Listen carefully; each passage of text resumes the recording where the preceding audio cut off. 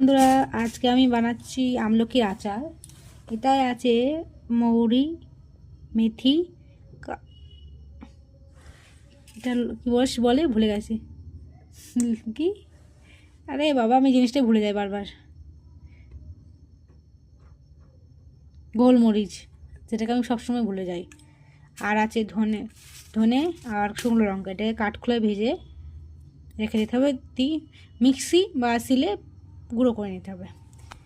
তারপর কড়াইয়ে তেল গরম করে এই যে আমার আমলকি ভাপিয়ে রেখেছি। আর এবার একটু ফোড়নে আমরা দেবো কালো জিরে দিয়েছি। কালো জিরে ঠান্ডার জন্য খুবই ভালো। আর যে আচারটা বানাচ্ছি এখন ঠান্ডার সময়, এবং সবার সর্দি কাশি হতে থাকে, তো এটা সর্দি কাশির জন্য খুব ভালো। যাদের ঠান্ডা লেগেছে তাদের রোজ দেওয়া যায় 1-2 পিস 3 পিস করে, সর্দি কাশি ঠিক হয়ে যেতে পারে। তো দেখতে থাকো আমি কিভাবে আমলকি আচারটা বানাই।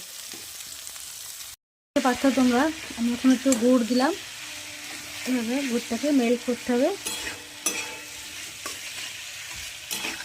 তার সাথে তোমরা পারলে পুরো গুড়েরই করতে পারো আচারটা। আমি একটু চিনি দেবো আর একটু পাটালি দেবো। পাটালি গুড়, শীতের টাইম তো পাটালি গুড় রাখা আছে, ওই একটু দেবো।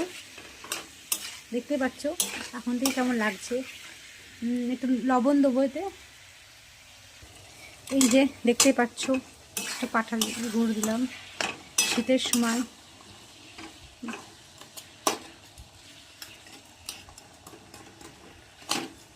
একটু গলতে টাইম লাগবে, অ্যাকচুয়ালি ঘষে দেওয়া উচিত, আমি গোটায় দিয়ে দিয়েছি। তোমরা সবাই পারলে ঘষেই দেবে, না তো একটু টাইম লাগে। এই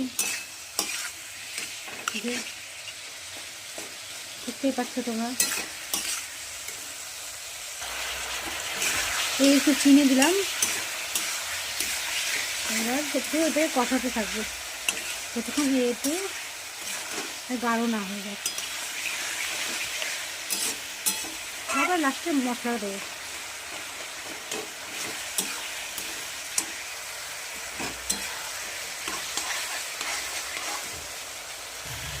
এই যে দেখতে পাচ্ছ রসটা অনেকটা কমে গেছে, একটু শুকাতে হবে। তারপর এই যে আমি কচি করে রেখেছি আদা, একটু আদা দেবো।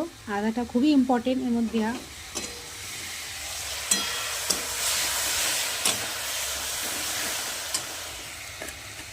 সো আমি আদাটা দিয়ে দেবো।